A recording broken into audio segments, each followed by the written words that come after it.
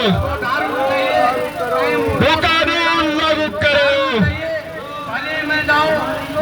सबसे पहले तो आप सभी को बागनाथ बाबा की इस ऐतिहासिक और पौराणिक धरती से मकर संक्रांति उत्तरायणी पर्व की हार्दिक शुभकामनाएं। उत्तराखंड की धरती आंदोलनों की धरती रही है। बड़े बड़े आंदोलन हुए इस राज्य में और उत्तराखंड के लोग भी ये जानते हैं कि बिन लड़े उत्तराखंड के लोगों को आज तक कुछ नहीं मिला। चाहे वो ऐतिहासिक चिपको आंदोलन हो या इसी बागेश्वर की धरती से कुली बेगार प्रथा के खिलाफ जो ऐतिहासिक आंदोलन हुआ था, चाहे वो टिहरी डैम का आंदोलन हो या उत्तराखंड आंदोलन हो, हमेशा से इस राज्य में आंदोलनों की गूंज उठती रही है बीच बीच में।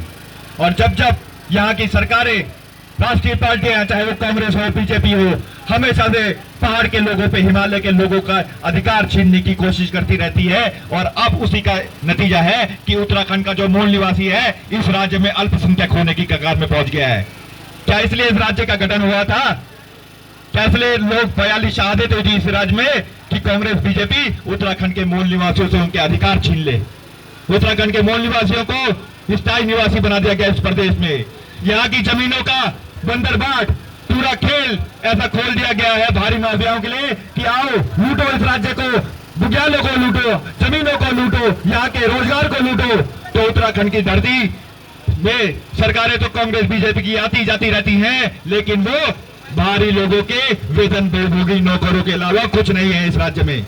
वो सिर्फ वही काम कर रहे हैं जो भारी लोग इनसे करवाना चाहते हैं और यहाँ की सरकारें हमेशा से उनका साथ देती हैं उनकी शय में।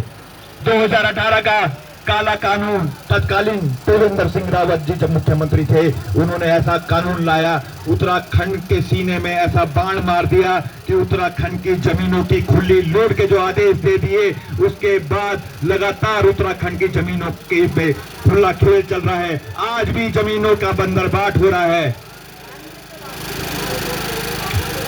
उत्तराखंड में की जो जमीनों का खुला खेल शुरू हो रहा है, 2018 की त्रिवेंद्र सिंह रावत सरकार ने जो पूरा गेट खोल दिया गया है कि उत्तराखंड आओ, उत्तराखंड की जमीनों को लूटो। इस राज्य को मूल निवासियों के हाथ से जाने की सुनियोजित साजिश करी जा रही है। पहाड़ में इसलिए ही व्यवस्थाएं नहीं बना रही है, स्वास्थ्य के नाम पे, शिक्षा के नाम पे। अस्पताल हमारे दूर पड़ते हैं, कोई हॉस्पिटल नहीं है, कॉलेज नहीं है, और भर्तियां जो सालों साल में जो निकलती हैं वो भी धांधली के हवाले होती है। तो ये एक सुनियोजित साजिश है राष्ट्रीय पार्टियों द्वारा कि उत्तराखंड का मूल निवासी यहाँ धीरे धीरे करके अल्पसंख्यक हो जाए और यहाँ जो भारी माफिया हैं, जो हमें पैसा देते हैं, जो हमें फंड करते हैं, हम उनके हिसाब से उत्तराखंड में सरकार चलाएं। तो ये उत्तराखंड राज्य क्या इसलिए बना था? क्या कुछ 1 दर्जन मंत्री बनेंगे, कुछ मुख्यमंत्री बनेंगे और कुछ हजार यहाँ माफिया इस राज्य पे हमारे सर के ऊपर डंडा मारने लेकर राज्य बना था? आज इस राज्य के हालात ये हो गए हैं। भारी लोग यहाँ आते हैं, अराजकता फैलाते हैं, बदमाशी करते हैं और उत्तराखंड के मूल निवासियों को आग दिखाते हैं और कहते हैं कि राज्य तो हमारा है, हम भी यहाँ के स्थायी निवासी हैं। अब मैं भी स्थायी निवासी हूँ। मेरे पुरखों ने यहाँ के जल जंगल जमीन को अपने खून पसीने से सींचा और आज के रहने लायक बनाया। और कल का आया हुआ वो हरियाणा का आदमी, वो राजस्थान का व्यक्ति भी हमारी नौकरियों में, हमारे जल जंगल जमीनों में कब्जा कर रहा है। क्या इसलिए मेरे पूर्वजों ने यहाँ आंदोलन किया, हिमालय को सींचा? क्या राज्य आंदोलन इसलिए हुआ था? हमारे उत्तराखंड के मूल निवासियों ने जो आंदोलन किया था कि यहाँ आके कोई भी देश का आके यहाँ आ जाएगा, नौकरियों पे डाका डालेगा, फर्जी स्थायी निवास प्रमाण पत्र बनाएगा और उत्तराखंड की नौकरियों पे कब्जा करेगा, उत्तराखंड की जमीनों में कब्जा करेगा।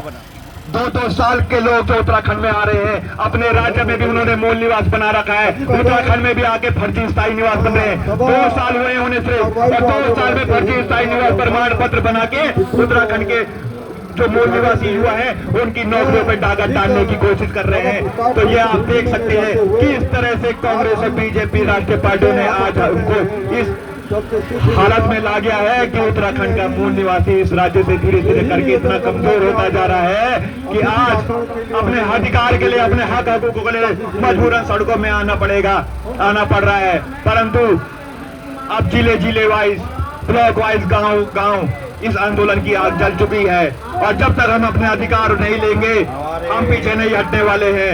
हम मूल निवास भी लेंगे, हम वो कानून भी लेंगे और जब तक ये सत्ता, पहाड़ विरोधी सत्ता, इनके कानों तक आवाज नहीं पहुंचती तो पैरों को सुनाने के लिए भगत सिंह ने कहा था कि धमाकों की जरूरत पड़ती है तो धमाके भी करने पड़ेंगे इस रास्ते पे। धन्यवाद। जय उत्तराखंड। मूल निवास लागू करो। 1950 जय उत्तराखंड।